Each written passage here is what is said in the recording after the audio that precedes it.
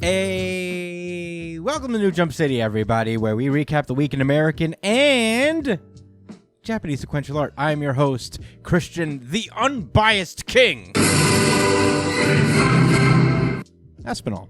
And joining me through Discord for a virtual ep and an early ep, it is the man, the myth, the legend. It is Joshua Gangsta Time Cole. It's called partner, but it should be called Gangsta Time. Just took myself off mute. What up, Chris? Hey, buddy. What up, everybody listening? Yeah, we got a little bit of an early episode. Yeah, you know, all manga episode today. Also joining us on this all manga early sode, it is our producer, Edgelord Big News Brian. What's up, nerds? Hey, buddy. Oh, my goodness. I am so glad to be here on a Monday.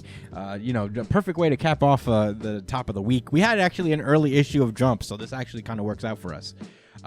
We'll get our thoughts out good and early, and either Wednesday or Thursday, whenever, we'll come out with the AmCom episode, the American Comic episode, separately. But we had to do it this way this week. So 2 episodes of New Jump City this week. Lucky you guys.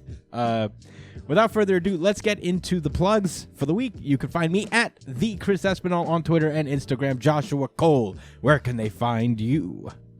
At JD Cole _37. That's on Instagram. And y'all can holler at me on Twitter at NYChillin. Oh. With the EN at the end. Oh, yeah. Brian? You can find me at b.esp on both Instagram and Twitter. If you ever want to catch me when I'm streaming on Twitch, you can find me at twitch.tv/itspunchline. Oh my God. Follow us, follow the show itself at New Jump City on Twitter and Instagram. Follow us on Twitter especially because we do a really good chapter of the week poll. I didn't do it this week because this was a very impromptu decision. But, you know, usually we do it.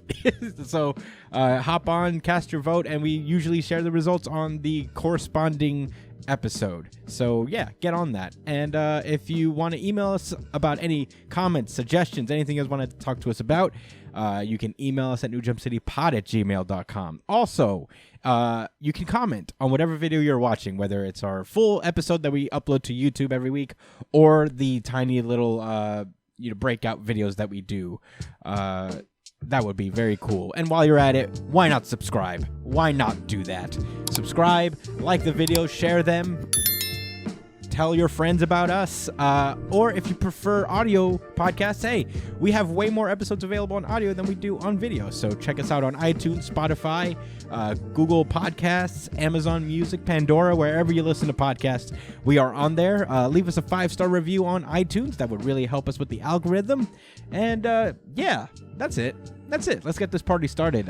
Let's get into it. It is time to get into our manga for the week. America, fuck yeah!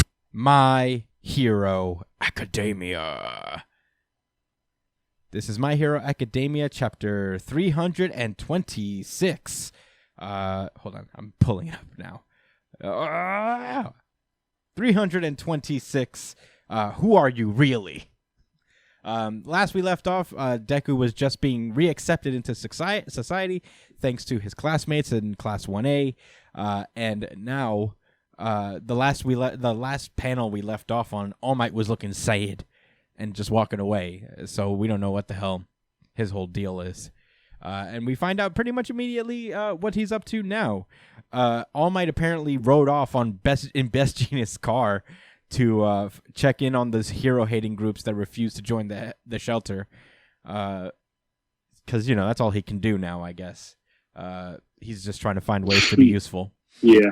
Drive around and communicate. Yeah. One hell of a communicator now. Yeah, he's like Wade now from Kim Possible, I guess. That's all he can do is communicate. Damn. Oh, was that too harsh on All Might?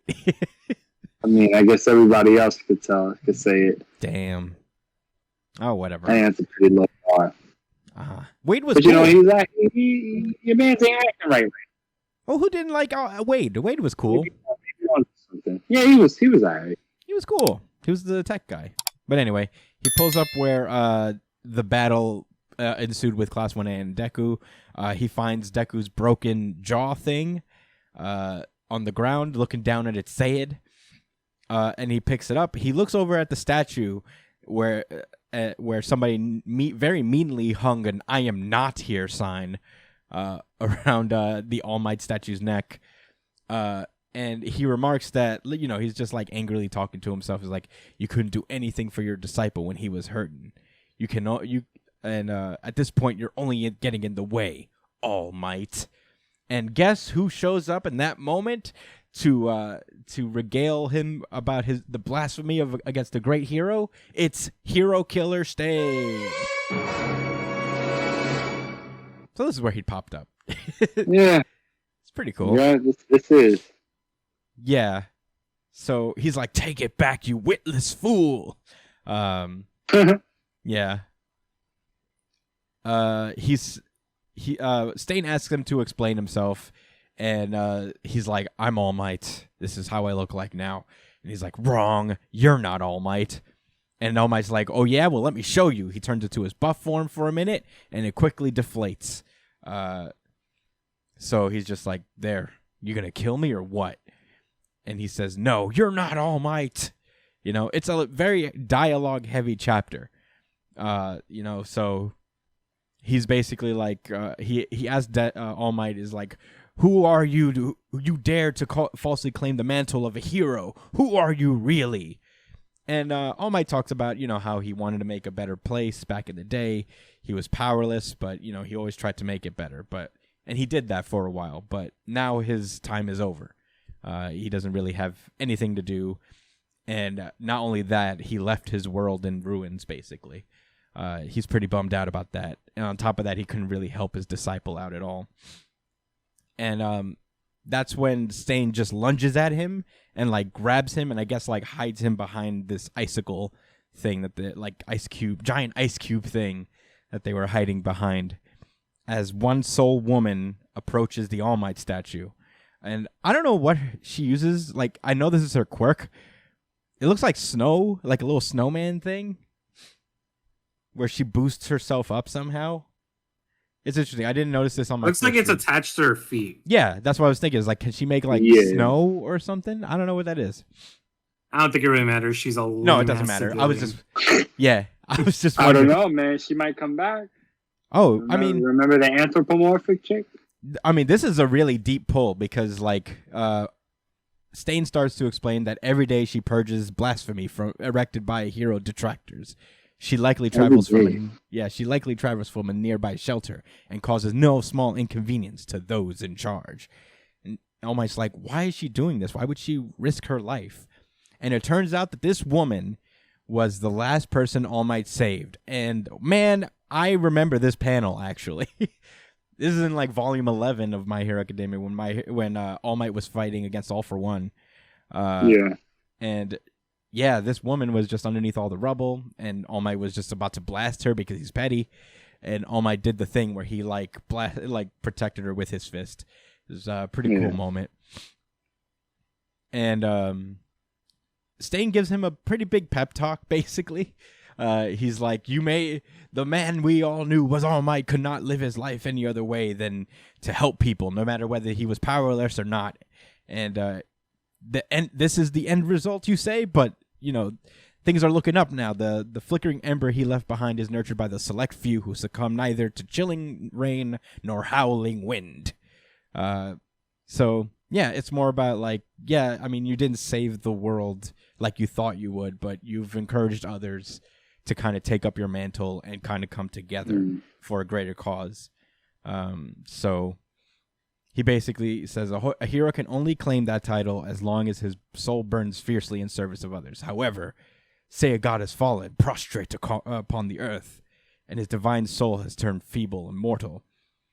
So, yeah, he's and All Might's like, wait, this whole time you've known that it was me the whole time, and you're acting like dumb? He's like, no, I don't presume to know you, but if you are a true hero, make use of this information from my time in Tartarus. And he he does a cool like assassin knife thing to the ground with a piece of paper on it.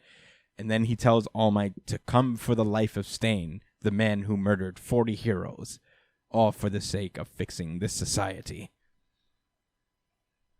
And he did kill a bunch of heroes. He ain't killing Genium though, but no, it was close. It was pretty close to having 41. He did paralyze Confirmed Ingenium, though. kills. Oh, nice. So, Well, not for Ingenium. not for Ingenium. Not great time for him. But it was pretty nice for Stain. Yeah. He still took him out of commission. Yeah. Job well done. Well, that's where the chapter ends. I thought this chapter was pretty outstanding. I actually really enjoyed it. Pretty outstanding. Yeah. Yeah, I really dug it. Yeah, I agree. This is a pretty good chapter. I liked it. Oh, you're not going to say outstanding, Brian. Oh. Or do you I feel exactly the same? I like. Do you think you like liked it what more they're than Christian? probably. I liked it a lot. It's not my RGC, I will say that, but it was like kind of a swift. It was a very swift battle between two series.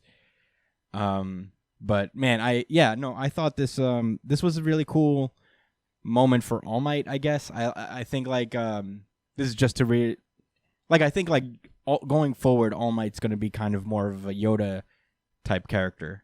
You know, he's going to be like kind of a spiritual guide in the sense that you can be with One for All, as opposed to, you know, this is how you fight with One for All. He's going to be like, this is right.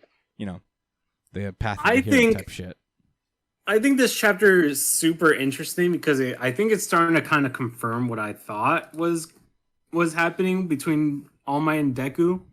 And I feel like what they've done is that they kind of switched places. You know, like Deku spent his whole life trying to figure out how to be a hero without a quirk.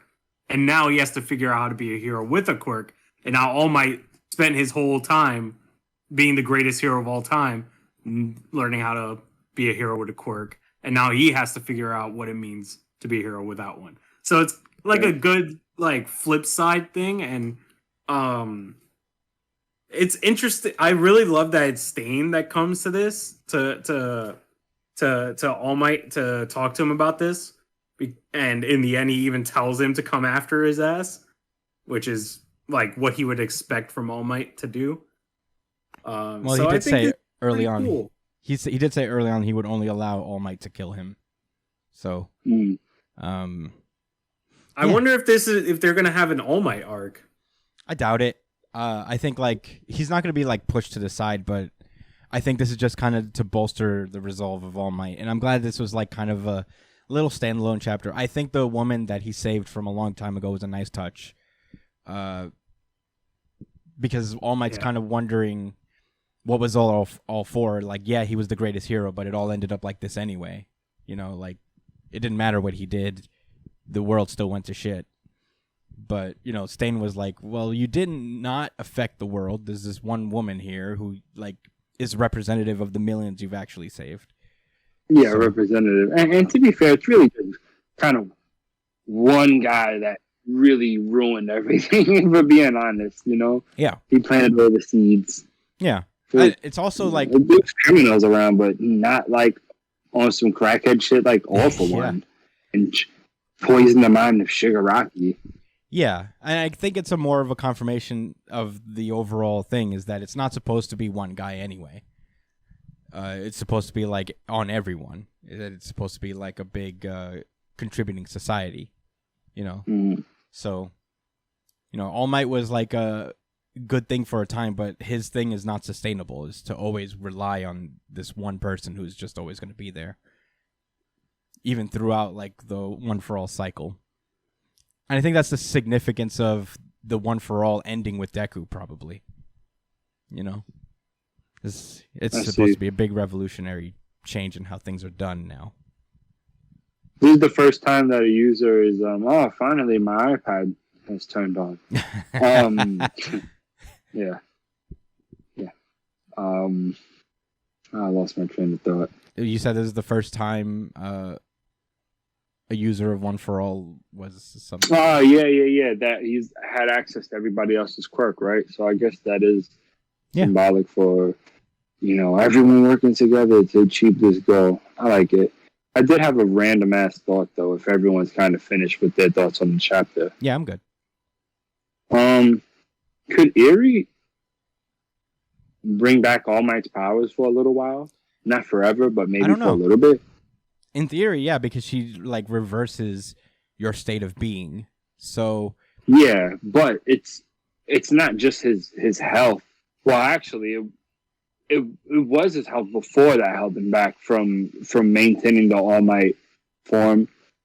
But it's also the spirit that's dwindling in him as well. So yeah, no, I think like One for All is too different because Monoma can't copy it. I think so. There's like One for All is like a special power. He beyond... couldn't copy that shit. He was I think One for All and All for One are two abilities that kind of transcend time. Yeah.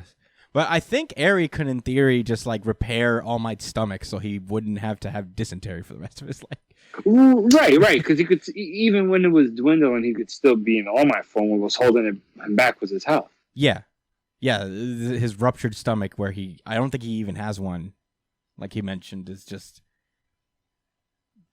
Yeah, this is the problem with the character. I think I read like in the first volume. It's just torso, and then. Well, he has a torso, but it's like I don't know how that would work.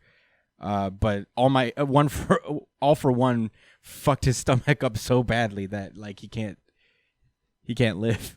He can't like use his powers more than 3 hours a day at the start of the series, and then it gradually got less and less as Deku took the more and more power. The transfer of One for All is kind of like slow and like gradual. Yeah. Okay, I understand completely now. This is the problem with a character like Eri, though. You don't introduce a power that fucking strong and bring up these kind of things. Because theoretically, she could bring back Aizawa's fucking leg and eye. Sure. She could bring back All Might to full form. Yeah, but she would bring back All Might without a quirk. You know, like it would. Yeah, but still, at also, least he's not dying anymore. And here's the nerf. I'm sure he would prefer not to die soon. Yeah, well, here's the nerf factor: she can kill you.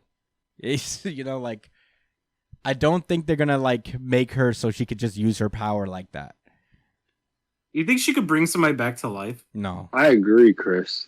But the problem is, there's no precedent for that to not be the case. And that's not my fault. It's not Brian's fault. It's not your fault. Anybody else reading it that comes to those conclusions. That's the creator's fault for introducing a weirdo fucking character for its, second major arc or whatever? Well, I would think this is obviously going to be significant to Ares' power, but I think, like, there's, like, this is like a big power. Yeah, no, that's precedent for that. She hasn't, like, on-screen killed anybody, but... Well, we know what serves, but what she serves, like the purpose she serves in the story. Yeah. It's just such a powerful ability that it's hard to believe that they won't use it for. Oh yeah, no, they're definitely going to use it, but it's probably going to be always nerfed to a degree because she is a little girl, she can't control it, and who knows how they're going to use it. I don't think they're going to really use it till the very end. I don't think that like it's going to be a factor until like the close to the end of the series. She's the Quirk singularity poster child. Yes. I think that's her whole thing is that her power is just another evolution of how strong Quirks can be. She's the next generation, you know? But yeah, I really like this chapter. I thought it was a good character building thing for All Might. I appreciate it. I enjoyed it. Like, you know me, like if this felt like very One Piece-esque kind of sort of with that one woman coming in and be like, huh? Yeah. Horikoshi and Oda are really good at not forgetting about like small details like that. Yeah. I don't know. But that's all my thoughts. Are you guys good to move on? Yeah. Let's do it. Jujutsu Kaisen. Ooh. This is Jujutsu Kaisen chapter 159, Judgment. We open up with a statistic that is alarming. In Japan, 99.9% of criminal trials end in a guilty verdict. Brian, I need to know if that's true.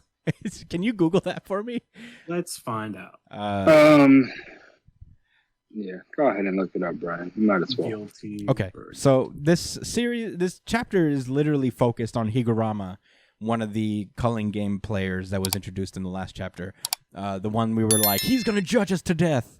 Yeah, we had jokes. Yeah. And okay. I just googled it. 99. Japan doesn't have a 99% guilty verdict. It exceeds 99.9%. Yeah, that's why I wanted to let Brian finish. It's worse than we know. Oh my god! But that's not a look. Before we go any further into the chat, I don't know. Everyone listening, I just want to be clear on something. Their justice system is incredibly different from anything here in America. Yeah, I imagine. So I'm not, I'm not supporting that statistic. I'm not saying like, yeah, it's a good reason for it. I just want people to understand that, and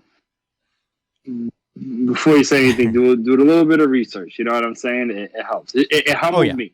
Oh yeah, because I felt the way reading the chapter, and then I did a little bit of reading myself, and I was kind of pleasantly surprised. Well, can you actually kind of surmise that in a very quick It's not like if you can. All right. So yeah, obviously, I don't remember all, every statistic or whatever, but just in comparing that, this is apples to oranges. You know what I'm saying? As far as our justice system versus theirs, their justice system is based on actually, helping people, looking out for people, and trying to get to the root of an issue. Now, there's also over policing in poor communities in Japan and stuff, but the point of policing in Japan isn't to how do I put it, oppress the poor people in that country.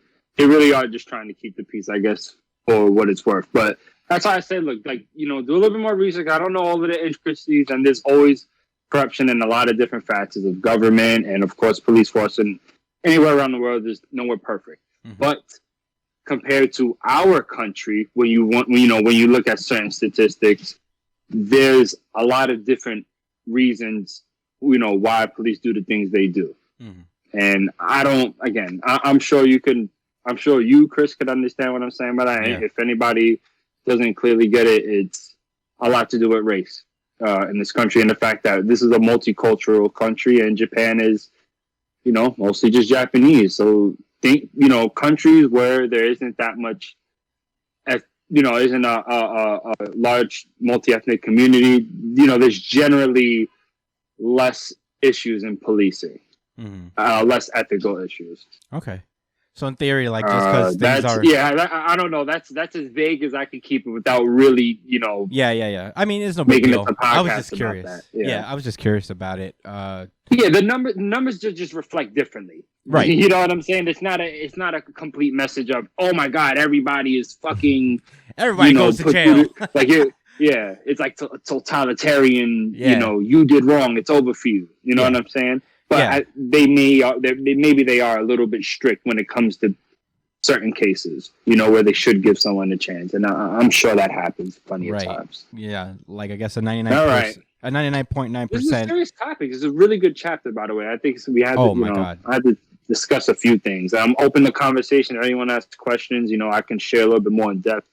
Yeah. On the messages, guys, holla at us. Yes, please comment. Comment what you think. If you all right, let's get into the chapter. Yeah, let's do it. I'm so excited. Okay. Right. All right. All right. So Higurama is talking to this kid. He's representing in court. He's a lawyer. There was a murder, and this kid found a knife. He was supposedly going. His story is that he was going to return this knife to the police when he found it, but everybody thinks that he obviously killed these people because he had the murder weapon. It looks pretty bad for him, honestly. And his I guess his paralegal, the woman who works for Higurama, is basically like, really, you believe this story? It's like he fled the interrogation because he was guilty, right? And he's like, no. The authorities once illegally questioned him because he had acquaintances who was using drugs. So he's like, so it just happened that he just picked up a bloody knife.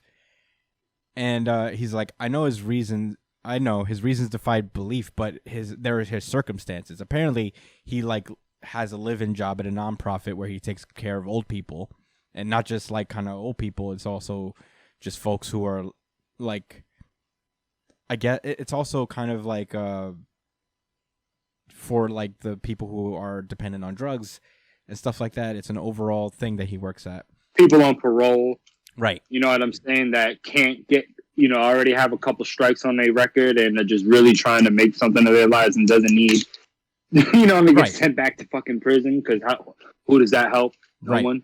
Exactly, and I get it. And this makes sense. And it sucks because like they also don't pay his wages. Like he's supposed to get like. They don't like, I guess, because he lives in there, but he's he lives with them. They give him pocket money and box lunches and groceries, and then at the same time, weirdly enough, they force him to pay rent, which is weird. On top of all of that, yeah, it's bizarre. So based on that, he's like, I think I'm inclined to believe that he's probably telling the truth about trying to get this knife to the police. I think there's a good possibility he's innocent. We then cut to like these two women talking about Higurama that used to work for him, I guess. And he's just they talk about like we get this flashback where this one guy who's going to prison or like on trial is just weeping and telling us like, you're a liar, you said they'd find me innocent, and he's lashing out at his at the dude representing him. Yeah, and he's like, and his assistant was like, you work so hard for these people and look how they treat you. It was like, why do you work so hard for these folks? What about your mental state? And Higurama's just like, I don't know, man. They're just up against a wall financially and emotionally, and they take it out on us, and yeah, life's fucking rough. You know what I'm saying? And not everybody has the supportive, cast of people around them. Right. Somebody's got to stand up for these people, right? I mean, at least that's how he feels, and I respect that. Yeah, it's like a nice sense of empathy. Anybody. It's a nice sense of empathy from somebody, It's like, yeah, I know they're mistreating me, but look, where are they? Like they're about to go to jail. You'd be pretty pissed too if you're going to jail for a crime you didn't commit. So we then cut over to the sentencing verdict thing, I guess, and they find his defendant innocent, and I'm like, innocent, yeah. But his paralegal's like, oh, we won, right? And he's like, no. He's like, they'll immediately appeal. Really? Yeah. He said they'll immediately appeal. And over time, like time passes, he goes to see the kid again. I think he cut his hair. I don't know. I think that's like, I guess how they do it in like prisons over there. Yeah, they give him a buzz cut. Yeah. And they do that in these jails yeah, I guess too. in this one But too. at first, when you first go in. Right. Yeah, so I'm not sure how it is in Japan, though. Yeah. He's like, he's thanking him for all his hard work, and he's like, don't worry, man. I mean, there will be a second trial. He's trying to get like through all the informational thing, and this kid is just like breaking down to him and so grateful that he actually believed him enough to keep fighting for him.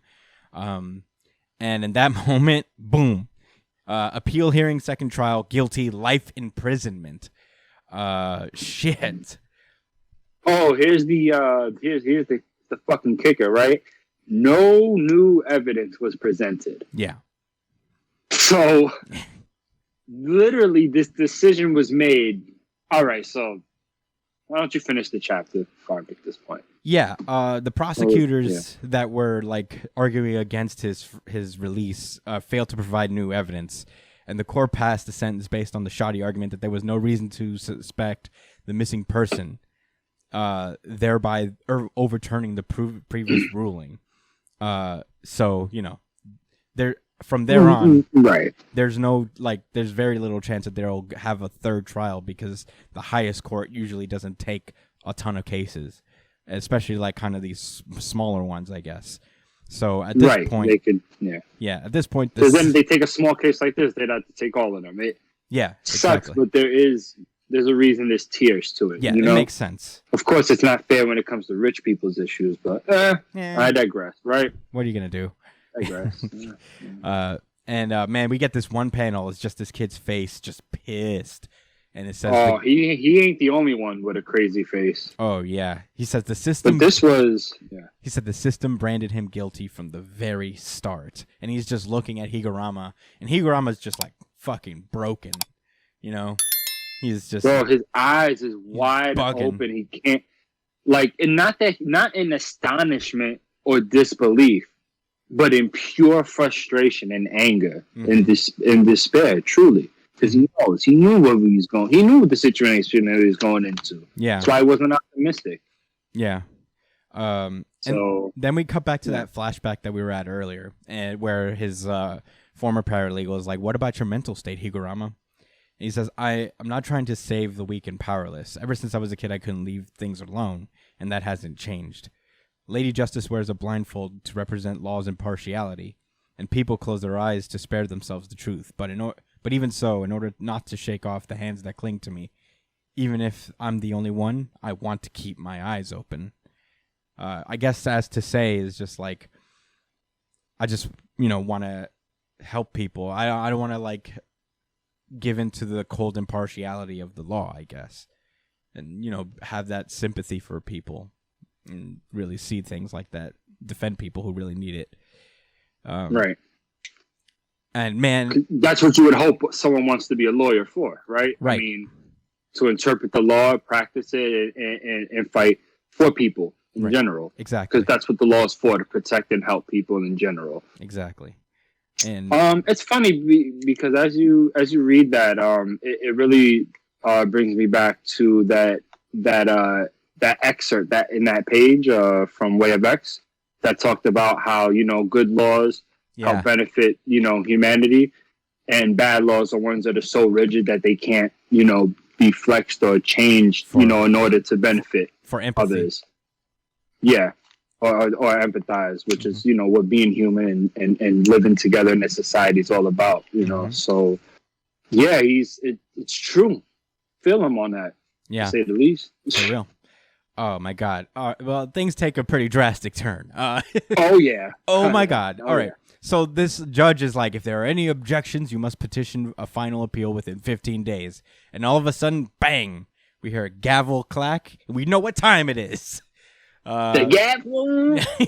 Yeah. Higurama stands up. There's like a shadow just forming above him. And he says, "Everyone come back." Big 2-page spread of him. And I guess this curse just standing behind him saying, "We're having behind him." He said, "We're having a retrial." And the chapter ends introducing Culling Game player Hiromi Higuruma.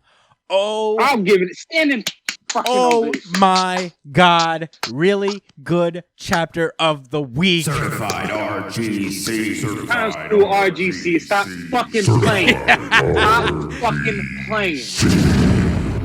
What's the author's name again? Tabata? No, that's Black Clover. Akutami. Oh, my bad. My bad. Akutami. What's this dude's name? Akutami. Aquatami? Akutami. Yo, my mans, listen, I've been have respect for you because I like how you over-explain things. This is that shit. This is why we fucks with you, bro. I'm never gonna be mad about a RGC. You don't have to do this every week. Certified RGC. It's fine, man. Unified RGC. You the man. Unified. Hold on, we're gonna do it all at once.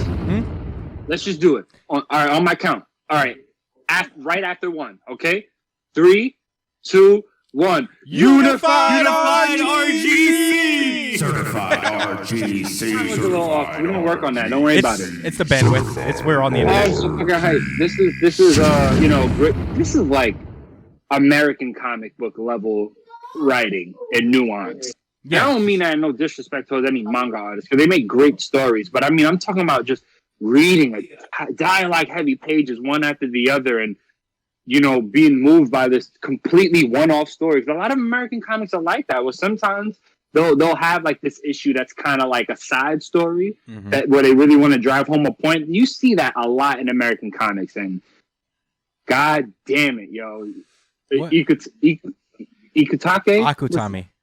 Akutami. Sorry, I'll get it. Yeah, don't worry. Akutami. We don't say his name often. It's a shame that this guy might die. Excuse me? Well, I told you guys we would He's love one of the him. people they have to Didn't hunt. I call it? Didn't I call that we would love this dude? I think you were talking about the author. It's like, wait, what? No, God forbid. What are you talking about? Didn't I tell you we would love this guy? Didn't I tell you we would love Higuruma? Yeah, we was cracking so many jokes, like, cause whatever. But like, man, this nigga's really about something. I mean, he stood on his own too and said, "Fuck out of." He didn't know he was about to develop a cursed spirit. Oh, he grabbed his nuts and said, "I don't give a fuck. Take my law degree away, ban me from the court, lock me up, fuck out of here." But yeah, he got a curse technique, so good for him. And we don't even know what it is yet. It is wild. And you know what? If you look at the curse's eyes, it's shut, just like the Lady Liberty thing. Yeah, that we have the two that, like man? scales. This is crazy cool. This is like top tier Jujutsu Kaisen. It's just like interesting character, and this dude's power is gonna be insane. I'm so excited for Higuruma to show out. I have a quick thought, and then we could keep gushing about the chapter as long as you want after the fact. All right, I do want to get this off real quick. So, regarding the second judgment, the second court hearing, right, and how it worked out the way it did, right, and this is what I was going to kind of talk about earlier, and this is truly more of just, I guess, an insight from me, like how I feel about the situation. I don't know exactly if this is the case, but seeing that they have such a beyond, like Brian said, beyond 99% when I read that, like that shit shocked me as well. But I put two and two together and looked at it like this: this is Japan's version of a product of the system, or you chalking it up to the game, because they looked at like in the words what he said, like, look, there's no one else to blame here. Who are we gonna do? So we're gonna dismiss him and move the suspect to nobody, because all of the effort and time has been put into fixing him out to be, the culprit. Yeah, it's very fucking shady, but it's understanding why it happened. You know what I'm saying? It's not like they're trying to lock people up proactively like they are doing here in America. Yeah. That's very well documented. It was just, it's their pride and it's their dedication to perfection that we know of the Japanese culture, of their work ethic and such. You know what I'm saying? That they even hurt themselves over, health wise. Yeah. Right. That that goes even beyond just the manga artists. I mean, people that work in the office, and all sorts of things in the country. And this is one of them. And they're like, fuck out of here. We're not bringing no percentage down for this fucking low life. And don't get me wrong, that is fucking horrible. Either way you slice it, and it's wrong. And that's why, there are actual real people like Hiruma who don't have cursed techniques, but they fight, they go really hard and have to go home after they fail and really, hold that down, but they keep fighting. And, shout out to all of y'all that do that in Japan or here in America and everywhere else that practices law and fights for what's right. Yeah, public defenders, dude. It's tough. I don't know, man. All right, I said my spiel, man. The percentage, but they did it because I think it was due to the culture of perfection, and he's a casualty of that. Yeah, that was my analysis. Yeah. I mean, dude, I can't really gush too much more about this. I thought this was like a magnificent introduction to a character. And, we were like so off because when you first see Higuruma, he kind of looks evil. I thought like he was like, is this a judge guy? We were like, he's a judge? You'd be like, law is perfect. Yeah, we was like going in on him like he's gonna be real judgy and stuck up. Yeah, and shit. But he's the man. He's a real ass nigga. Yeah, it turns out he's the best. He's the greatest. He's getting one of these. The champ is here. And not to mention, he has 100 points, which means he probably kills everyone here. He kills it. Everyone except his client. I mean, I don't know. He has 100 points. You think the client too, baby? He said, you know what? You said those words to me. I mean, you got to kill a lot of people to get 100. I don't know. I forgot like the value of how much normal people are worth. I think they're only worth a point, where sorcerers are worth 5. So he had to have killed a lot of sorcerers or a lot of regular people. I didn't even think about that. I did not put 2 and 2 together like that. Yeah, I don't know. I'm so interested. I hope the very next chapter is more on Higuruma. I hope the next time we see him isn't just like 4 chapters from now. He's so great. Right. Down to his design. He's got a very simple design, but so expressive and cool. Yeah. I just love Higuruma. I knew he was going to be a great character. It's well executed. I mean, period. Like his design, because he's not this flashy dude. Yeah. You could tell it, like his whole personality, it just oozes through him. He's not this flamboyant person. You know, he doesn't have this really colorful personality. He's just about his business, and his business ain't nothing really funny or wonderful. You know? Yeah. Especially most of the time, your clients take L's. Yeah, for sure. Excellent chapter. For sure. That's all I got to say about it. You guys ready to move on? Privileged to read it. For sure. Thank you. Let us move onward. Boruto. This is Boruto chapter 62, Runnin'. Last we left off, Kawaki totally punked the entire sensory ninja corps. Kawaki. He ran off. I love the way you say it, man. Kawaki, so yeah. You said it this one time, like it was just unprompted. I was like, oh, I try to be more unprompted. You don't like it. this nigga.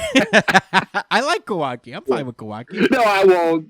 I guess a lot more now than before when he was just, Sasuke clone. Yeah, Sasuke light. Diet Sasuke. Diet Sasuke. Okay, so yeah, Kawaki's just running away. Boruto's the only one who understands because they're linked by fate, I guess. And it takes like a whole 8 pages for the ninja of this village to fucking believe Boruto. It's so weird. So Kawaki's going away. His clone tells Boruto to stop snitching, and he's like, "Yo, why are you making it hot for Boruto? God." So Boruto goes out to the window and he's like, "Hey, sensory ninja, what are you doing? Kawaki's not here. He left." And the sensory ninja is like, "Shut up, stupid. I'm using my sensory powers so I can sense his chakra still in there." And Boruto... First, I just thought he was like really, really stupid. But then I thought about it. I was like, oh, yeah, they was kind of like... He did kind of go in on him earlier that day about why are you guys, following us and all of that and watching over us. So I get it. I guess, but... He's not a complete goofball.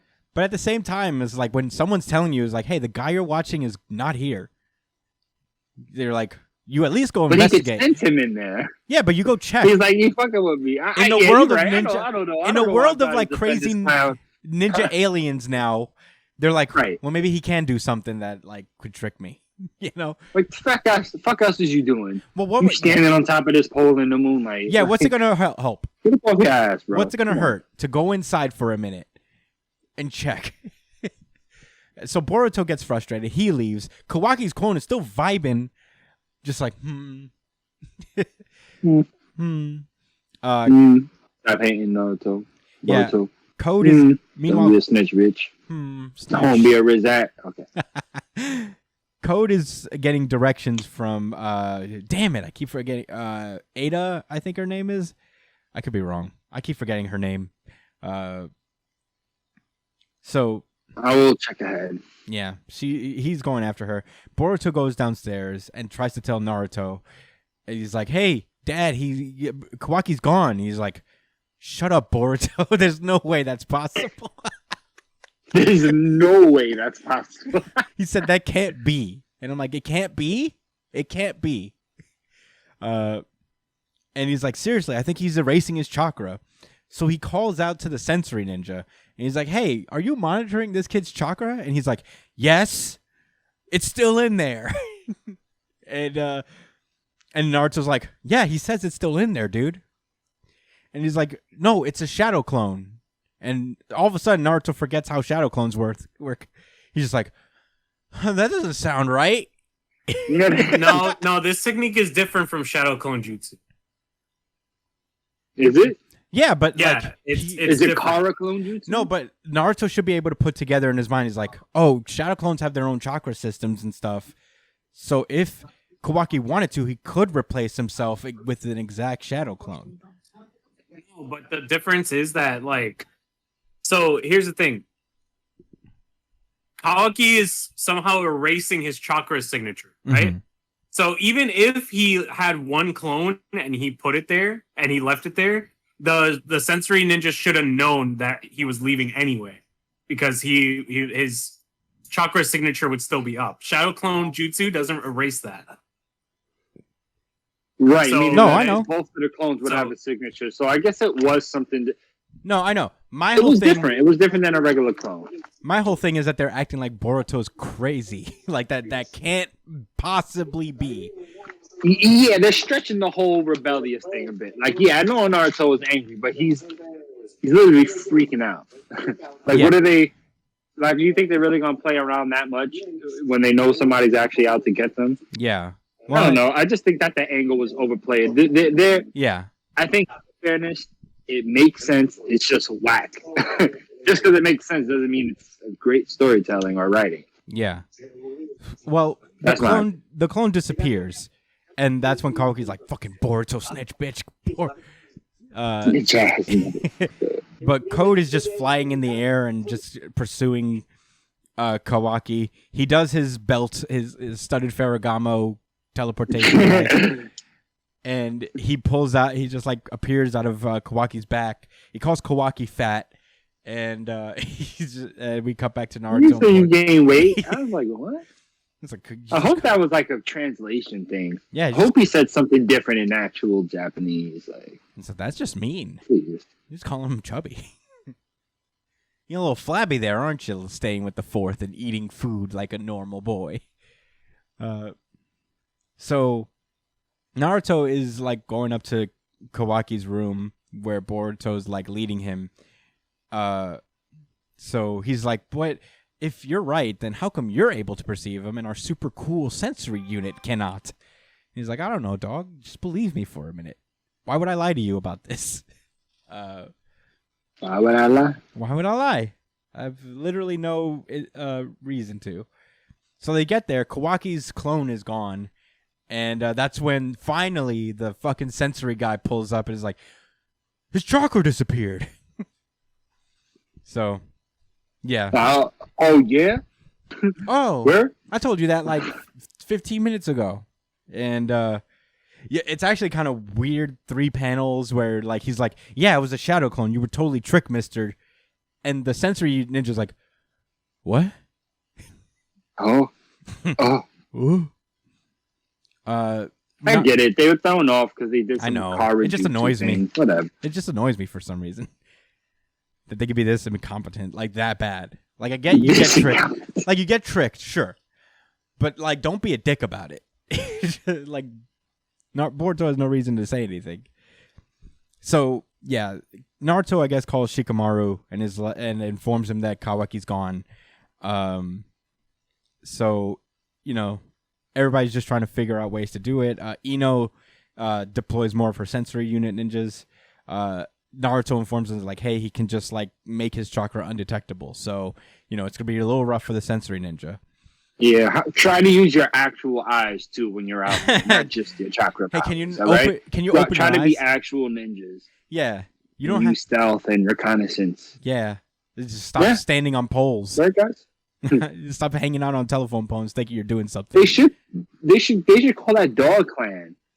Yeah, Kiba's clan. Right? They could smell things for like miles or something, right? They had Sasuke's odor and they went mad deep. Yeah. Is that what happened? Yeah, they did. Yeah, They used did- Kiba, right? Yeah, they use Kiba. And that guy was like, "Oh yeah, now I'm gonna join the fun." And defeated the fake Adachi. Is that what happened? Wait, what? Kiba? It was like an attack phone, right? No, I said Kiba. I meant the insect man. Shino?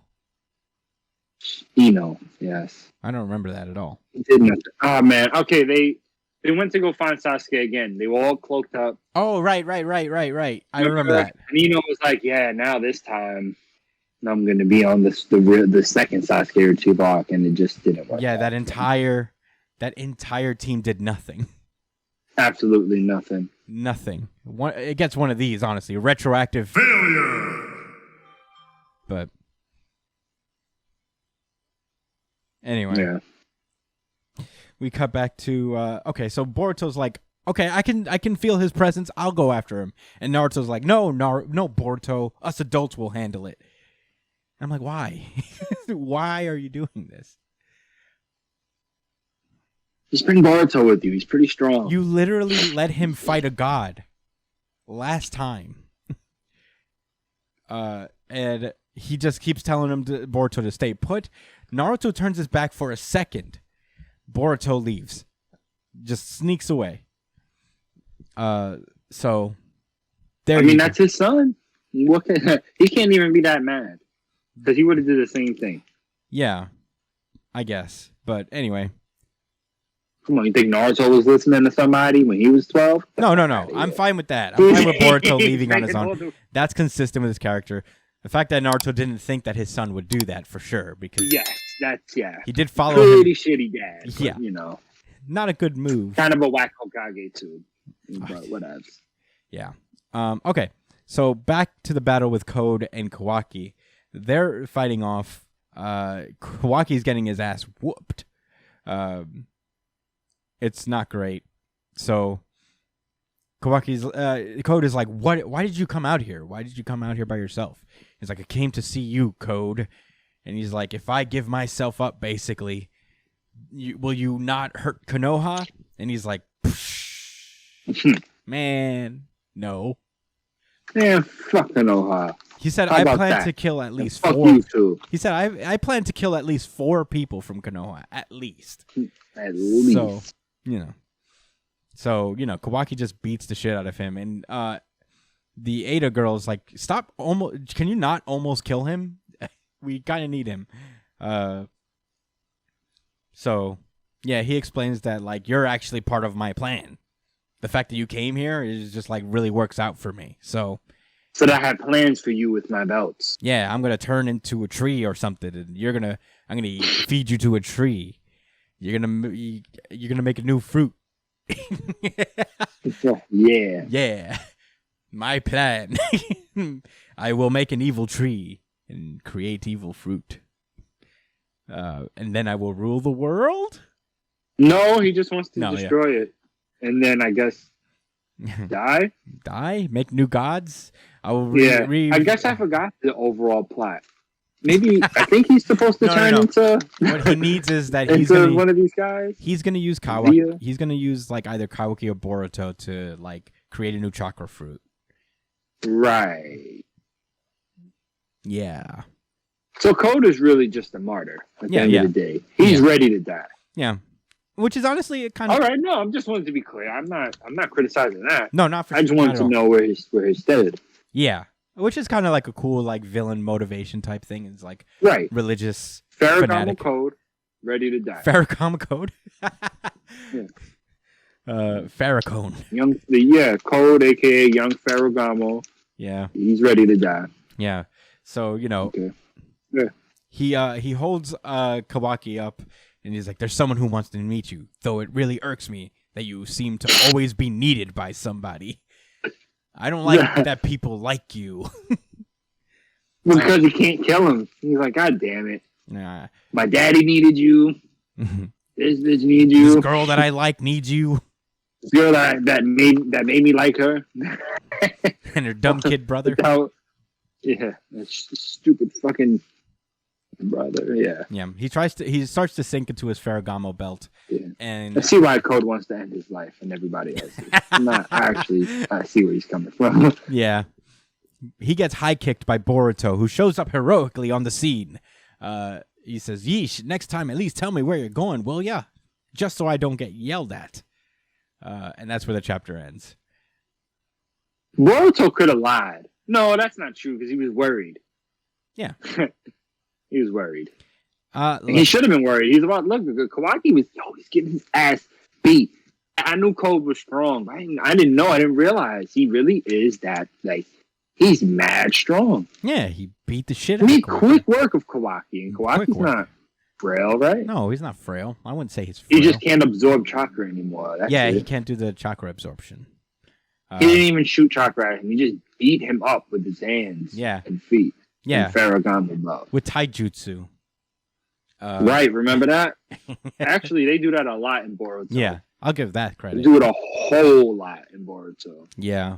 I don't know. Maybe I am going a little hard on this chapter. I guess it's not that bad. Shit is Boruto Z. But I feel like it is Boruto Z down to like they're just doing key blasts now. Yo, he shot him. He didn't even do a hand sign. He just said, "How about this one?" Kamehameha. Key blast. Like, oh wow. Yeah, but that's not necessarily a bad thing, I guess. But it's, I don't know. I just felt like I think Josh hit the nail on the head with me. It was just like the whole first section of this chapter is just so overplayed, and I don't know if it's because they need a higher page count because it's monthly, so they have to do more pages to get to where they need to be. Is this active filler? Yeah, The future. it could have been like maybe 3 less pages of that whole ordeal, and it still would have been the same chapter. Maybe some more fighting with Kawaki of him actually putting up some type of that would be resistance, cooler. just a little bit. I agree with that. He got ragged. Yeah. It didn't need to get ragged for this guy for us to know he's strong. They could have took the "I was taking you lightly" approach, and now let me just bust your ass real quick now that the adults came. Yeah. You're not bugging. They could have did that. Everyone else does it. It's just, no, I agree. I don't hold Boruto to that high of a standard anyway. Yeah. Maybe in this guy's world, maybe Kishimoto still believes we all look at it like it's Naruto, but yeah. I mean, I still do to a degree. I think like there have been really good moments in Boruto over the last few chapters. I've really been enjoying it. And this is the first time I was just like, it's back. But I don't know. I guess it's not so bad. Maybe I am like maybe nitpicking it. But I don't know. Maybe you let me know, you guys, how you feel about it. Brian, you have thoughts? I think, even though it was a weird chapter, I still think it was a good chapter. Yeah, that's fair. Maybe I'm going. I was mostly also just trying to be funny about it. Weird doesn't always equal bad. So I think there are weird parts of it, but there's a lot of like understandable confusion, like because this is still like new shit to these guys. Like, look at how they handled Naruto's whole situation. I mean, obviously there was a lot more freedom with how Naruto's generation let the younger people play. But, sure. Like, they were able to do everything. Yeah, like, but now they sent them on real nigga missions. It's obvious that they don't want kids to be. It's obvious that they don't want kids to be doing shit the same way they did, just because that's not really healthy. No, that's fair. For them to be doing shit like that. I'll say this though, I think like you're right, and you know there is like a weird, realistic confusion that would happen probably with this whole thing, but you got to take liberties sometimes, you know, just to keep the story moving a little bit,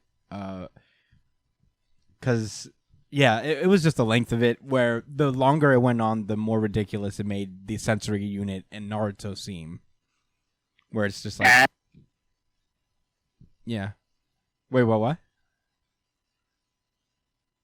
Oh, it made the sensory unit seem ass and silly and ineffective. Ineffective. Not that great.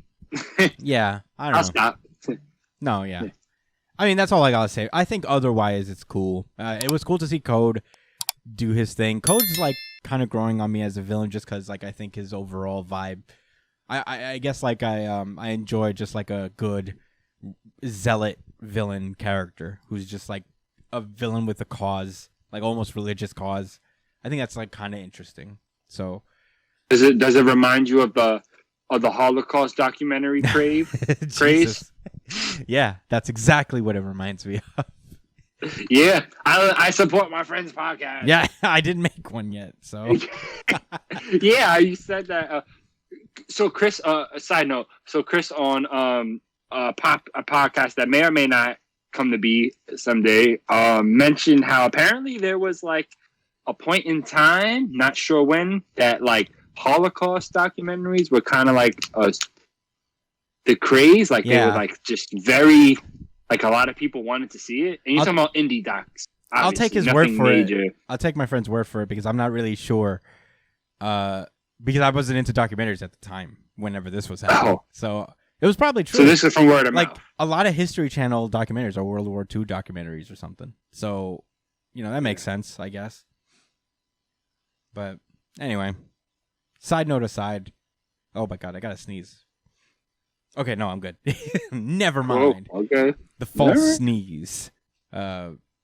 Anyway, that's all I gotta say about Boruto. Really, I don't want to harp. That's on it all too I much. gotta say too. I'm super ready to move on. Yeah, me too. Brian, you ready? I'll take that as a yes. Yeah, please. Let's go.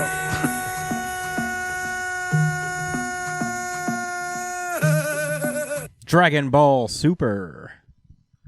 This is Dragon Ball Super Chapter 76, Fate of the Saiyans. Last we left off with Fate of the Saiyans, Vegeta and the Cerulean Granola were going off, battling, doing their thing. Vegeta unlocked a new form, which is, I guess, the God of Destruction variant of the Ultra Instinct thing, where it's called Ultra Ego. Right. Yeah, he just got big burly eyebrows without the hair, so he just got a very strong brow. A little out of control. Yeah, cool hair. Tad bit. Just a tad. And Granola's still putting the works on him, as we start to see in the chapter. He gets 2 Byakugans. And is now just like firing his cool key guns, like pew pew pew pew. Pretty sick. Yeah, and Vegeta's just tired because this new form, he's just ripping it out now, so it's really making him exhausted, as new forms do. They only really last like 3 minutes or 7 episodes in Dragon Ball time. Yeah, pretty much. Yeah, but even though Vegeta is out of energy and out of the form, his eyebrows are back. He's not going down like a bitch. He holds on to Granola, and he's like, "I'm not gonna let you just fucking kill me, dude. I'm the master of my own fate." And Granola responds with just a quick punch to the face. Like, no, it's not. Yeah, he says, "Learn when to realize when you lost." It's pretty rough. And yeah, probably taking out some childhood abuse on him. That his dad used to talk to him. You lost at Madden. Take that. Stop playing. Take these lumps. Stop playing again. And that's when Goku comes in, swipes him across the face, and sends him flying a little bit. And he's like, "I'll take it from here." And Vegeta's like, "No, my pride." Kicks him in the arm. It starts beating the shit out of Goku. Counterintuitive Vegeta move. Typical. Right. And he says, there's no one I'd rather beat to hell and back than you, Kakarot. And I'm like, damn. Really? Still? Okay. All right, dude. I thought the point of them coming out... correct me if I'm wrong, but the point of them coming out here was to save people, right? Like, it wasn't like, oh, this guy that just wants to fight you guys. It's like, oh, this guy that we need protection from. Yeah. Right? But I guess that doesn't mean Vegeta agreed to go out there for that reason. No, I'm sure they went there and they were like, let's save some people. And then this guy really started showing out and they were like, man, fuck this guy.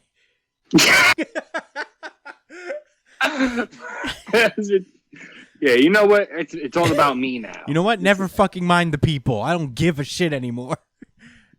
This guy's gotta definitely go. Vegeta. Yeah. So, Granola's gonna come in and do his cool pressure point thing, and that's when Vegeta airbends, I guess, pushes Vegeta out of the way, and knocks him out temporarily. Yes. Uses the Force. Yeah. Knocks him out Ultra temporarily. Instinct made him a Jedi. Yeah. So Granola's like, I've got a. Oh wait, Goku's like, I've got a whole read on your targeting our vitals thing, and this is wild. Ooh. This is crazy. So, Granola's like, oh, is that right? And he does the whole thing where he targets vital points, but it doesn't really do much, because Goku's like, I now have the ability to slightly move my vital points in a way where you can't exactly hit it exactly where you want it. Okay. Yeah. Yeah, I definitely don't know how vital points work. Like, I thought I did prior to this chapter my whole life. Yeah. Now I don't. Yeah. He's not even like Ultra Instinct doing this. This is his Super Saiyan Blue form. Is like, I'm moving my liver Thanks for slightly to the clarifying. left. I really did. I couldn't tell. I didn't know. I'm serious. Thank you. Yeah. Just know whenever this screen tone is on, this Super Saiyan Blue. On his hair. Yeah, okay, I can see it. Yeah, the dots and stuff. Yeah. Okay. It's this thing. All right. Yeah. So Appreciate it. yeah, it's fucking wild. Like, imagine being able to move your pancreas slightly to the left. That's what I'm saying. Like, that's what vital points are, right? Your veins and stuff. So that, Yeah, is like, he like moving and stuff not that much. biologically? He says, I can only move my pancreas a little bit. Oh, I can't move I can only move my liver. Literally. So there's a caveat to this. Yeah. Okay. He can't literally just put his heart here and his gallbladder here. You know? Just for a second, though. Yeah. So that makes it balanced and realistic. Yeah. You know what? Let's drop the word realistic. It's just still silly. It doesn't have to be Yeah, realistic. Realistic He's is got his, realistic I mean, is look real at this guy's charitable. fucking hair. Yeah, realistic is real charitable. To call it. Incredibly charitable. Yeah. Good word. Vegeta wakes up and is like, "Damn it, Kakarot!" Goku continues to get his ass beat by Granola. And he's like, "Damn, my body won't last much longer. I can't move my pancreas that much." And that's when Vegeta comes in and is like, "I'm tagging in again." So, Goku's like, "Why are you so obsessed with doing this alone all the time?" It's like, Goku, you do this alone all the time. It's Vegeta's turn. So Vegeta goes up and he's about to battle. He turns back into his Ultra Ego form and continues the battle with Granola. He forces him into the Shigarian territory of the planet. And this is where Granola actually kind of, gets a little tight. He's like, "Not here, damn it." And he's like, "Oh, I thought you didn't care about anything. I thought you just wanted revenge." That is what Granola said. Yeah. That is what he said. Yeah. And I can confirm that. Yeah. And he just keeps shooting him. And he's like, he brings Vegeta to the ground. He's like, "Haha, you can't do your cool ki blasts while I'm down here, can you?" And he's like, "At this range, I could just shoot you real fast."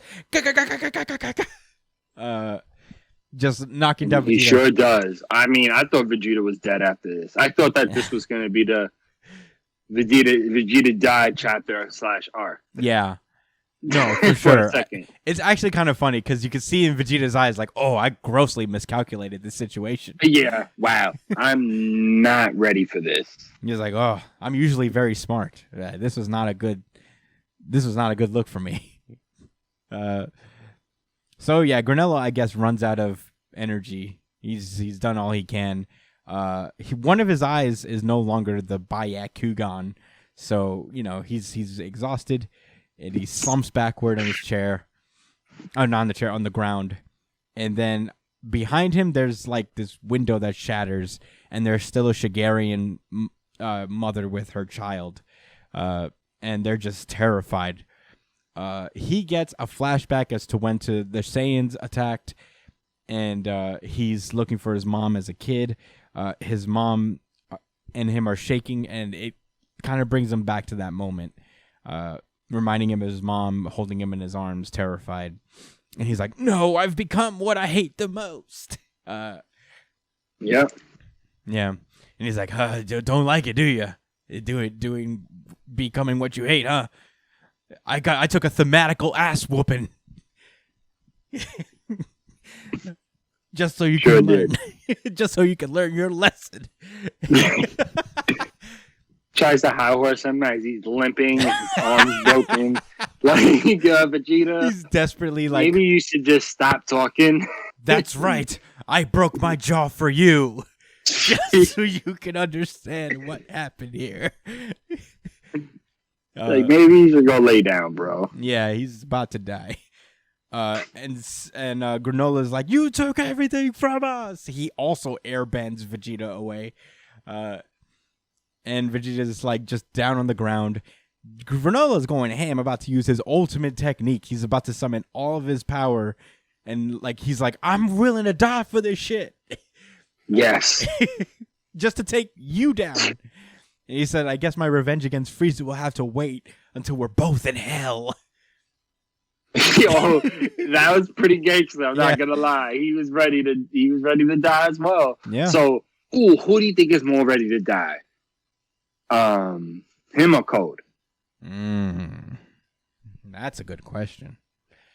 Well, personally, Probably this guy. I'm gonna go Code. Well, Code isn't ready to die. He wants to fulfill a goal. Sure, but then he'll die. Like his ultimate goal is to do that or die trying. Yeah, but that's the thing, is that Granola doesn't even want to do his original goal anymore. He just wants to kill Vegeta. Yeah. You know what? In the moment, you know what?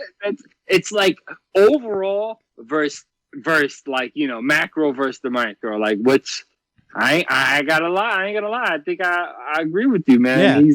He said fuck it. He went mad hard to get all of 2 Dragon Balls. I guess, you know, whatever. But, you know, and he said, fuck, I'm going to throw that all out just to kill you. There's a whole nother saying over there. Yeah. And Frieza somewhere else. Well, I'm going to kill you, nigga. I'm 3 degrees removed from Frieza in my mind. I'm quitting here. I'm quitting at the first level. Yeah. And I accepted that just to take your ass out. I was too spicy to me. I was already doing a pretty good job of whooping your ass. I'm going to use all my power to eradicate every cell of your body. For sure. I mean, then like, Granola. Then I guess like runner up goes to Vegeta, because Vegeta's like, I guess this is it. He's like, oh, well, I'm not gonna try to run away or nothing, because I was never raised that way. Yeah, I mean, never been about that. I can't run away. I tore my ACL in this battle, so I have no more cartilage. It's all good. My knees are busted up. I can't do it, so I guess I'm just gonna have to take this shit. Yeah. I was gonna die later, anyways, due to all of these wounds. So whatever. Yeah. So Goku's about to do something. Tell me what you got. Goku bursts into action, and then also behind him is Oatmeal, who I guess is the ship this entire time. Oatmeal pulls up. No, it's the fucking No, Namekian. the old man's name. Brian was right. No, the old man's name is Monaido. Oh. Oops. Oh, oops. All right. Derp. All right. Derp. Oatmeal is the shit. You get one of those. So Oatmeal flies off. My theory is that Oatmeal is actually a Cerulean hidden in the cockpit somewhere. How? Like Granola doesn't know that there's a little man in there, but it's gonna get revealed that there's a little man in that ship. It's the God, I hope that's the case. It's the Lucky That would Charm. really make me happy. It's the Lucky Charm Cerulean. He's just a tiny little man. So yeah, Been here all along. Monaido, the Namekian that lives on this planet with Granola, is riding inside of the Oatmeal ship, and he pulls up to try to be like, "Stop it, Granola! Knock it off!" Yo, he pulls a Vegeta to sell. That's Vegeta's karma coming back from him in a positive way. Yeah. Remember Gohan was losing, and then Vegeta annoyed Cell real quick, and was like, "Vegeta." That was so funny. Yeah, Goku comes in and does a good tackle on just like a good legal hit. In that one moment he was distracted by his Namekian friend. He delivers a good NFL legal hit on Granola. Mm-hmm. Yeah, like a linebacker, man. Nice. Granola goes down, and Vegeta's like, "Oh, thank God," and basically like, "You again." Monito comes down and is like, he's like, Why do you interfere, Monito? Stand back and let me finish this."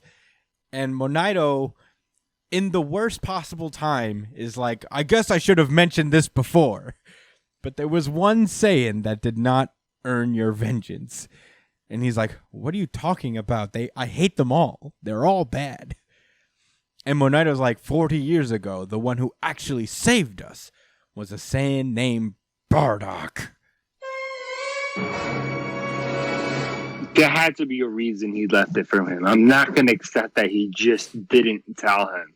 Yeah. Because, you were so mad at things already, you wouldn't understand. That's not enough. Yeah. Goku. And those are all of my thoughts for this chapter. Goku doesn't know who that is, but Vegeta's like, whoa. And Granola. Goku doesn't know who his dad is? He never met his dad. In any capacity.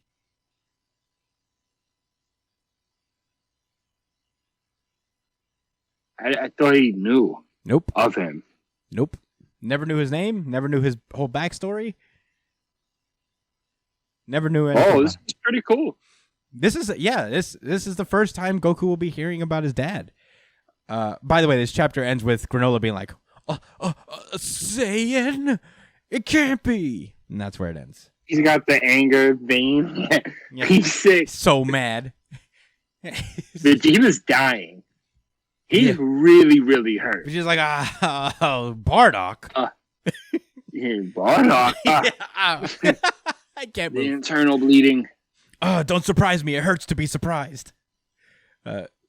So, yeah. I mean, now that I think about it, that's a cool thing. Is Goku's finally going to learn about his dad. That is pretty lit. That'd be cool. Yeah.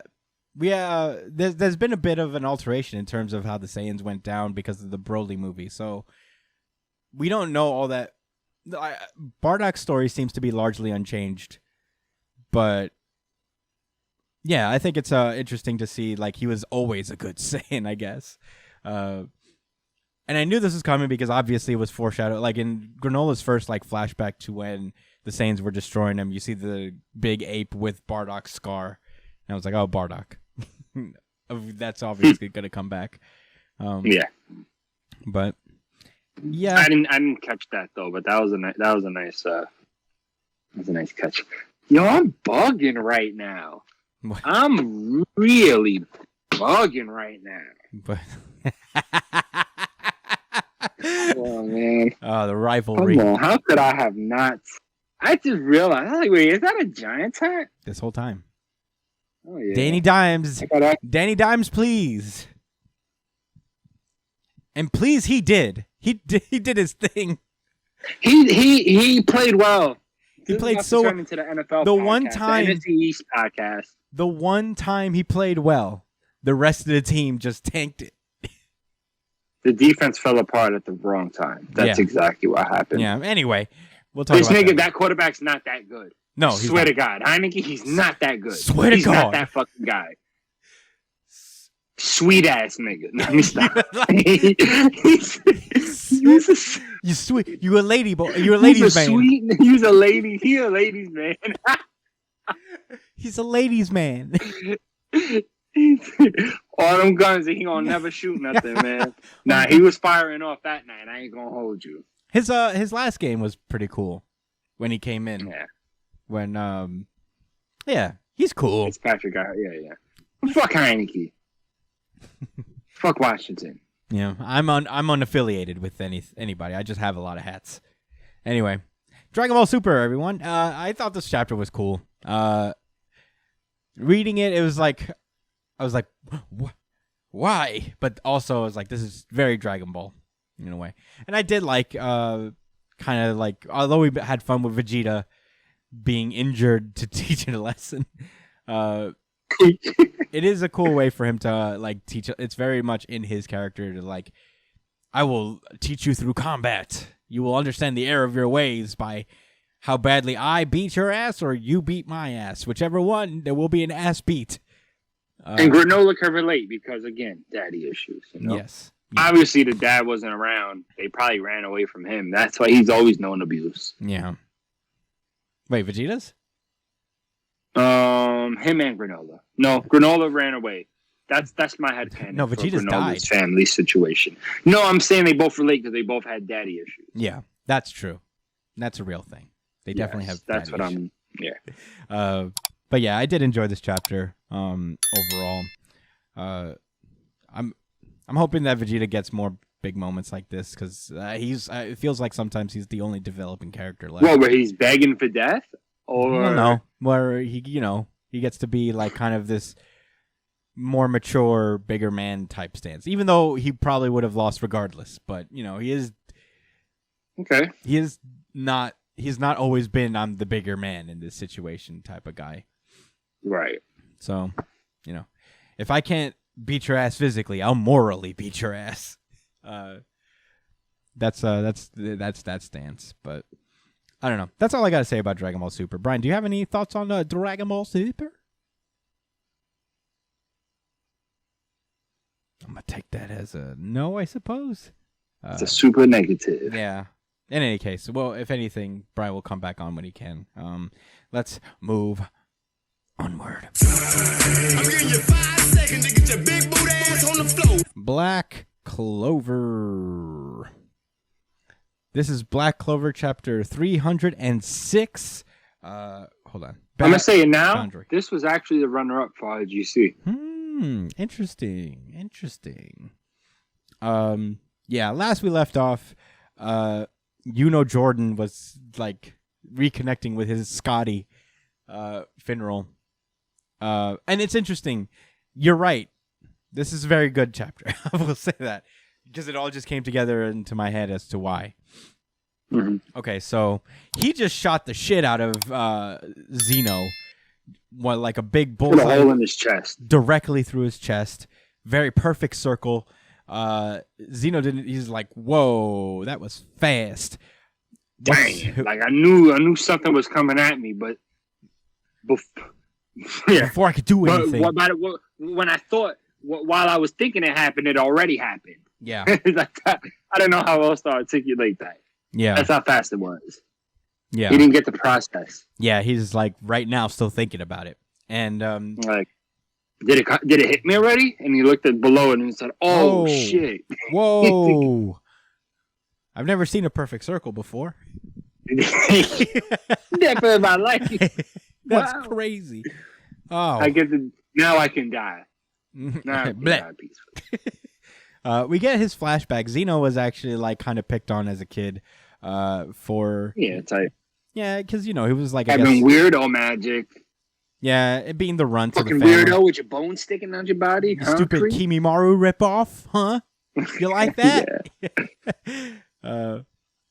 So, he's getting bullied, and then just some fire mage pulls up and defends him. Looks a lot like Asta, if you ask me. Yeah. And he defends him. Kind of reminds me of the. Whatever. What? He kind of looks like the fire mage a little bit. That's true too. Not Fuegoleon, the younger one. Damn, I forget his name. Leo. Yeah, there's 2 kids named Leo in your family, basically. It's Fuegoleon and Leo. Yeah. Leopold. Yeah, Leopold. Mm-hmm. Okay. Yeah, shout out to him. Mario Leona. These people like lions. Yeah, That's the whole. Yeah, that's their thing. That's their whole thing. All 3 of them. Yeah. Thank goodness no one else is named because I think he ran out of Leo names. Yeah. We can't have more. We can't have more kids. I ran out of Leo names. It's all right. That's it from the clan. Yeah, we'll leave it at that. So this kid is like, there's never-ending rebellion going on. But you know what? Everything's going to change because I'm going to be the commander-in-chief of the Mage Defense Force. I would have said Hokage. You're better than me. Yeah. By at least sticking to the right series. Yeah. And he's like, me too. I also want to be the Hokage, the Wizard King, the King of the Pirate, the Commander. Yeah, the head guy. The head guy that's the protagonist. The big boss man. And they're like, oh, cool. I guess we're rivals. I guess that means we rock. Yeah. Adapt. So, see, that's why y'all should watch the YouTube videos. Y'all can see cool shit like that. Yeah. Yeah. And when y'all pull up to that YouTube video, why don't you leave a like and then let us know in the comments how you digging this Black Clover chapter and the rest of the podcast. And also subscribe while you're at it. Anyway. Hey guys. Hey, look at me. Hey. I love you. Call to actions. They apparently help, apparently. Right. So these kids start training. They're training together. They're getting stronger together. Everything's cool. They make it cool into stuff. They get into the military. His name is Zenon. I've been calling him Zeno the entire time. So, they're like, I'm not losing this time, Zenon. And he's like, well, I'm not losing this either, Alan. Oh, no, he's like, there's no winning or losing. He said there's no winning or losing on this. Which is a very thing to say. There's obviously a parallel being drawn between and Asta and Zenon and Alan. I actually didn't. I don't know why I didn't think about that. Ugh. I guess it was so in your face that I just didn't see it for what it was. Yeah. Yeah. Anyway, they're fighting this demon, and this demon is like, rah, I've killed all. It's a devil, actually. A whole devil. Yeah. And he's like, so it's way worse than any demon, to be fair. It's not some shit this was a catastrophe. It's a fucking nightmare. It was really, it's like 9/11, like, no joke. It's not a big deal. It's not a big deal. I'm serious. This is a very big deal. Like a tsunami or natural disaster. Yeah. Just in devil form. Yeah, it's just a thing that runs around. And he's laughing at everybody. Yeah. So. Yeah, it's pretty bad. Yeah. But Alan. Fire. His name is Alan. Alan pulls up and is like, Fire Sword Man. Yeah, he goes like, ooh, I guess I'm going to have to use my Fire Sword parallel to go attack this guy. And he goes, it's a sword like us. Oh my god! Yeah. How did I not see that? Yeah, that's okay. It's not all the way the same dynamic, I guess, but it's more like also a parallel to him and how he finished him with Finral. Not Finral. Langris is his name. Right. So, okay, so this demon, he goes up against this devil, and while the devil is distracted with Alan, he starts thinking, he's like, this is my only chance. If I fire now, I can kill the devil along with Alan. If I don't do it, we'll all die, and the damage will spread to the Spade Kingdom too. I have to make the ultimate choice. And then he just basically, like, impales both Alan and the devil.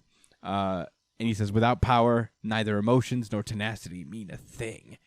And he manages to kill both the demon and Alan, and he's just like weeping, just crying. Yeah, this was a very well drawn picture, and I actually felt a lot of emotion out of it. This is overall a well executed chapter, and I'll share my thoughts later. But This is a very good picture. I mean, it sold it. It sold it for me. I was kind of like, all right, whatever. You killed your friend. And then I seen the picture, and I was like, shit. All right, I get it. This is not something he was cool with doing at all. Yeah. There's no way around it, and it kind of shaped the way he looked at things after it. Yeah. Well done. And it was in that moment he went to his big brother, and he asked him to make him a devil host.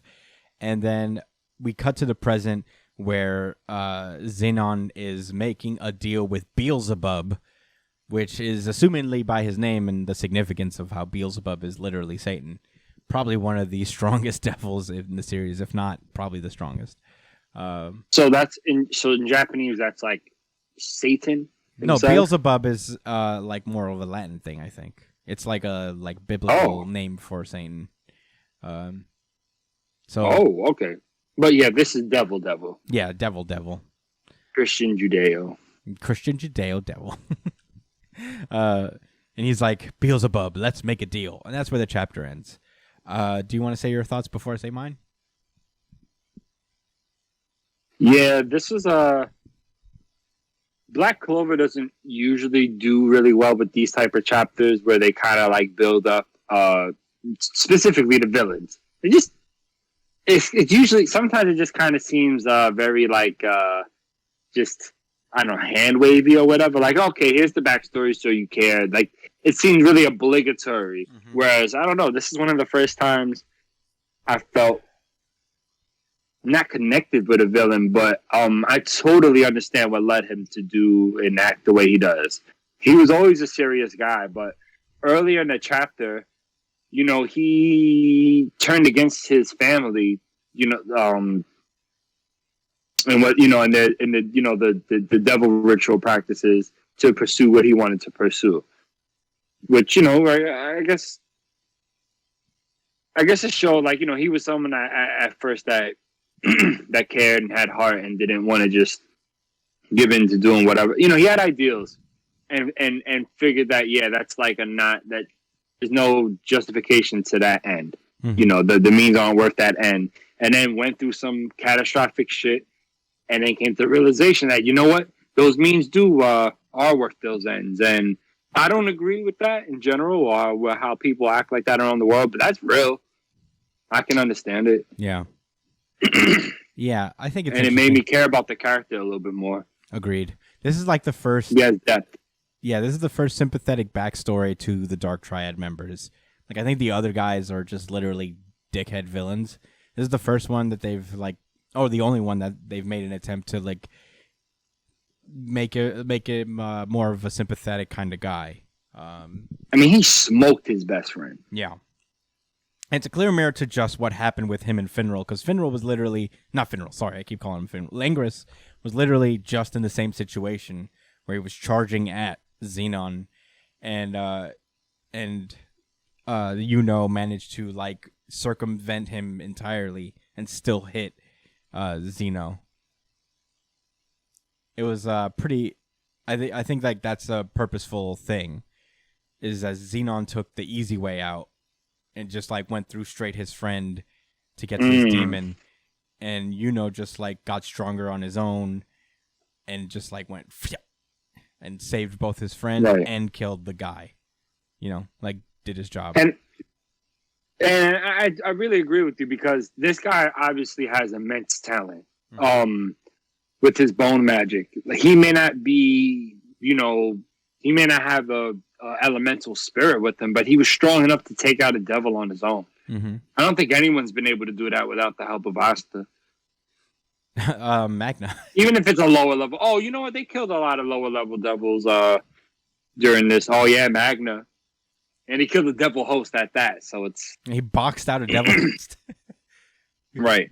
I guess I'm trying to say is that he wasn't no regular ass mage. He was really strong. Yeah, no, he was.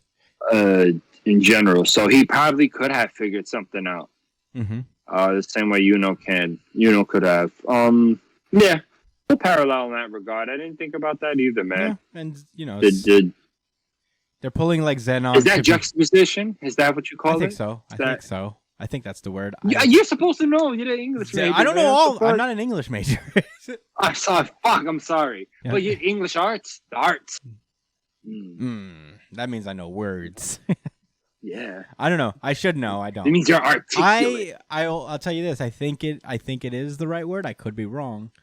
I think it is juxtaposition, and I think like Zenon is supposed to be like a gone wrong. Because he has the same bond with this Alan kid that has with Asta.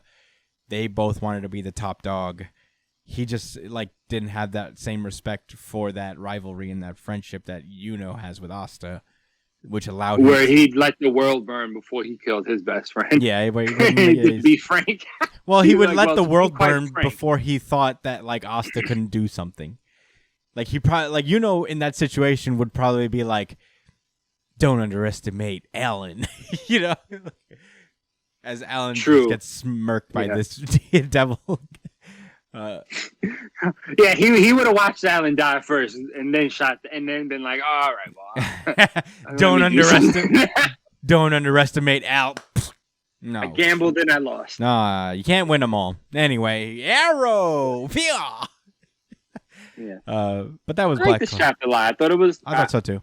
I thought it was technically sound, and that means a lot coming from Black Clover, where it's not always technical Yeah, Black Clover's had its Masterpiece. moments lately. I've been enjoying it more and more as time goes on. But that's It's not flip flopping at the end like a lot of my other beloved series, so I appreciate that. I mean, it just truly is like one of the final arcs. Yeah. So, hey, that's got a lot of merit, man. Honestly, we can't say the same for Naruto or Bleach. In In my opinion. Yeah. I don't know. Yeah, I don't disagree. Definitely Bleach. I don't know how you felt about Naruto's ending. I don't disagree entirely. In any case, that's all I got to say about Black Clover. You ready to move on to our final? Yes. Yes. Let's do it. Undead Unluck. This is Undead Unluck chapter 79. In spite of that, we start off with a little flashback of what Andy was doing. In spite of that. Yeah, Andy was just like walking around, with his shirt off, having a boba tea, and then he noticed Fuko for the first time.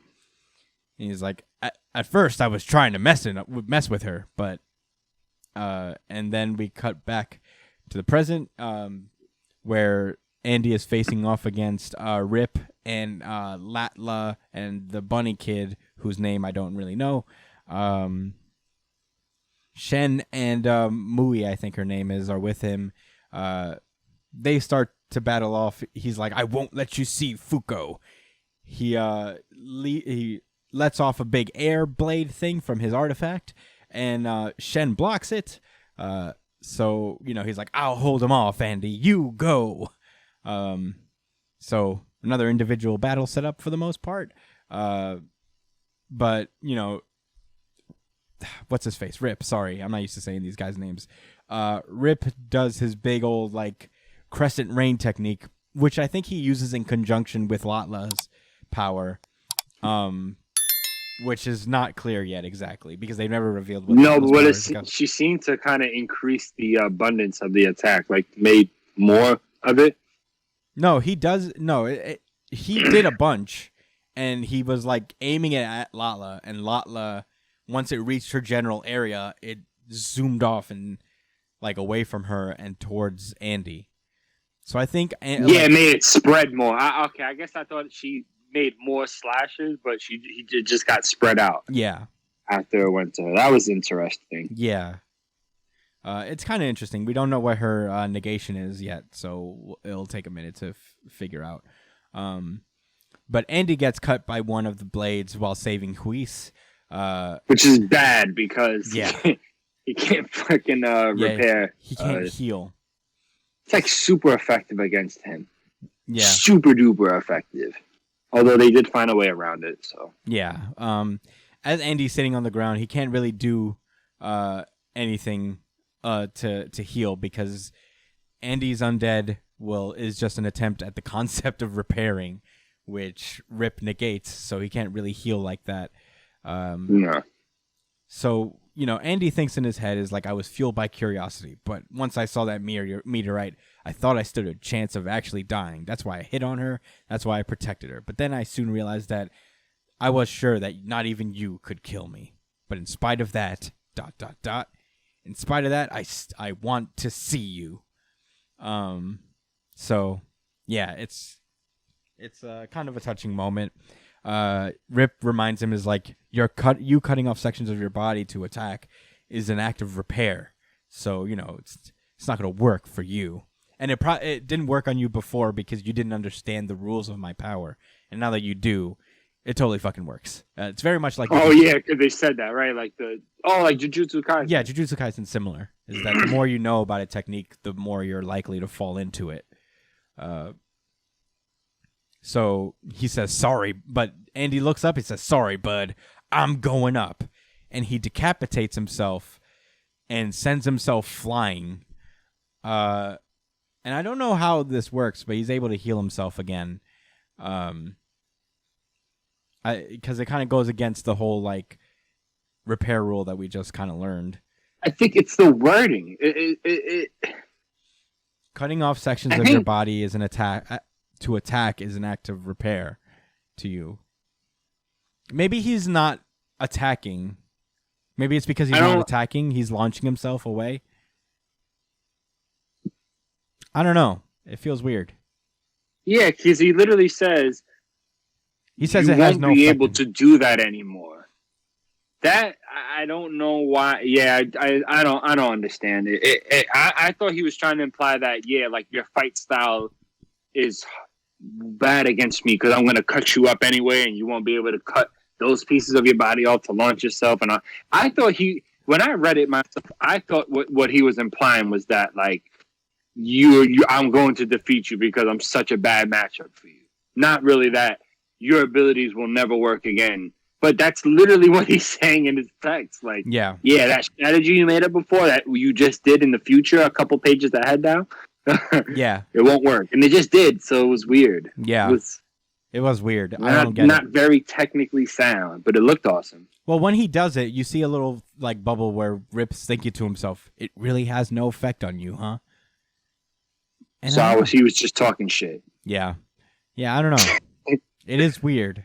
I definitely don't get it.